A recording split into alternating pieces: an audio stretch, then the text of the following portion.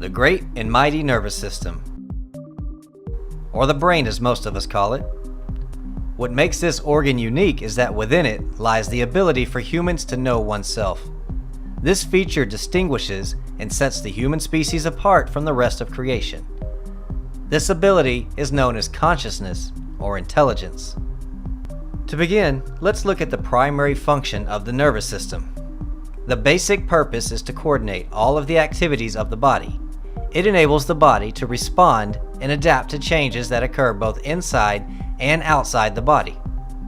Now, the nervous system is actually split into two parts: the central nervous system and the peripheral nervous system. We'll explore the peripheral later, but first, let's look at the central nervous system.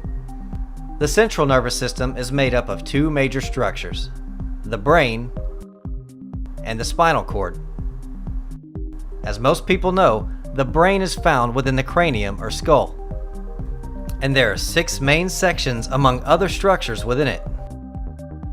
These 6 sections are the cerebrum, cerebellum, diencephalon, the midbrain, pons, and the medulla oblongata. The first section is the cerebrum. This is the largest section. It's divided into 2 major hemispheres, which are the right and left hemisphere. And the cerebrum is further divided into 4 lobes. These 4 lobes are the frontal, the parietal, the temporal, and the occipital. The frontal lobe is primarily responsible for reasoning and thought. The parietal is primarily responsible for integrating sensory information. The temporal is primarily responsible for processing auditory information from the ears. And the occipital is primarily responsible for processing visual information from the eyes. The second section of the brain is the cerebellum. This is the section located in the back of the head, below the cerebrum, and above the first cervical of the neck. It is responsible for muscle coordination, balance, posture, and muscle tone. The diencephalon section is found between the cerebrum and the midbrain. It contains 2 structures: the thalamus and the hypothalamus. The thalamus behaves much like a relay station and directs sensory impulses to the cerebrum. And the hypothalamus controls and regulates autonomic nervous system functions such as temperature, appetite, water balance, sleep, and blood vessel constriction and dilation. The hypothalamus also plays a role in the emotions such as anger, fear, pleasure, pain, and affection.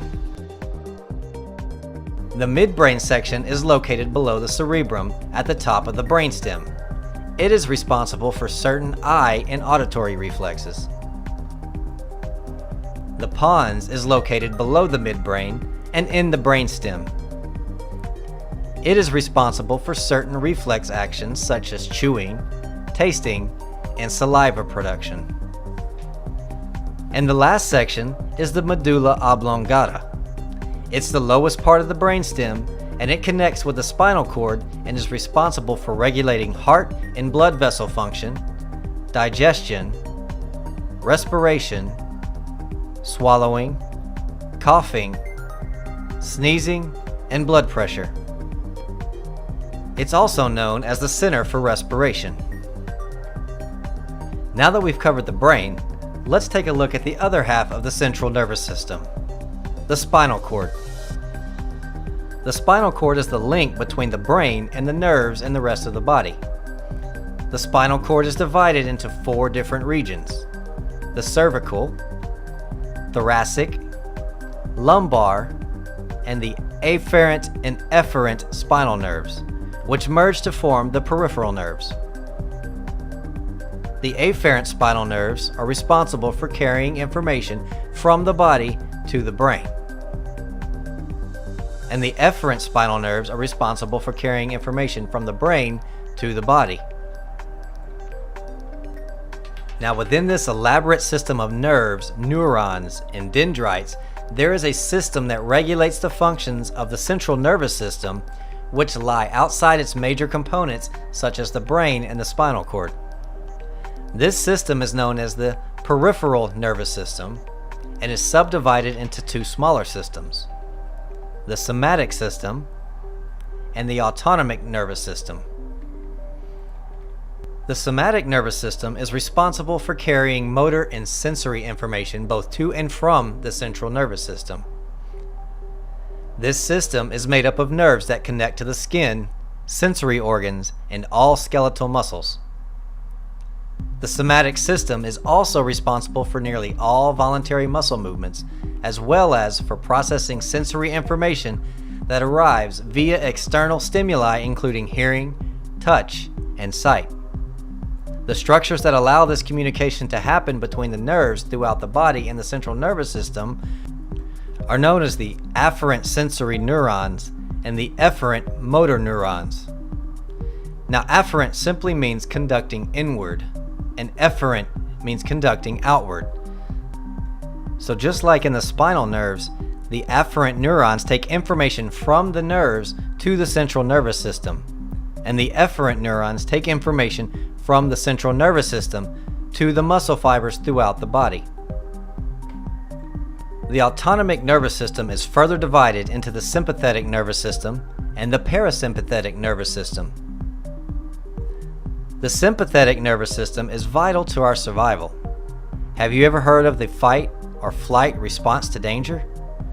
The sympathetic nervous system revs up the body when confronted with imminent danger to either defend yourself or to escape the threat. The parasympathetic nervous system is the counterbalance to the sympathetic response to danger, whether real or imagined. Once the threat is gone, the parasympathetic brings all the systems of the body back to normal.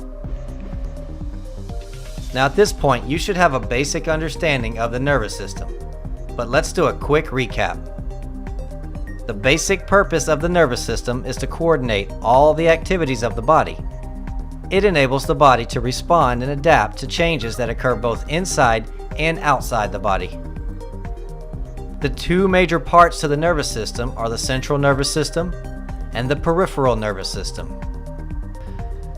The central nervous system is also divided into two major structures, the brain and the spinal cord. The brain is found within the skull or cranium, and it is made up of 6 main sections. These 6 sections are the cerebrum, cerebellum, diencephalon, the midbrain, pons, and the medulla oblongata. The other half of the central nervous system is the spinal cord, and the spinal cord is the link between the brain and the nerves and the rest of your body. The spinal cord is divided into 4 different regions: the cervical, thoracic, lumbar, and afferent and efferent spinal nerves, which merge to form the peripheral nerves.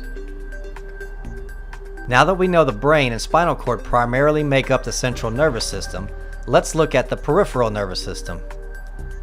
The peripheral nervous system is essentially the nervous system outside of the brain and spinal cord. The peripheral nervous system is then subdivided into 2 smaller systems called the somatic nervous system and the autonomic nervous system. So, as you can see, the nervous system is quite complex, and this is just the tip of the iceberg. Thanks for watching. Look for more videos on the nervous system at cteskills.com.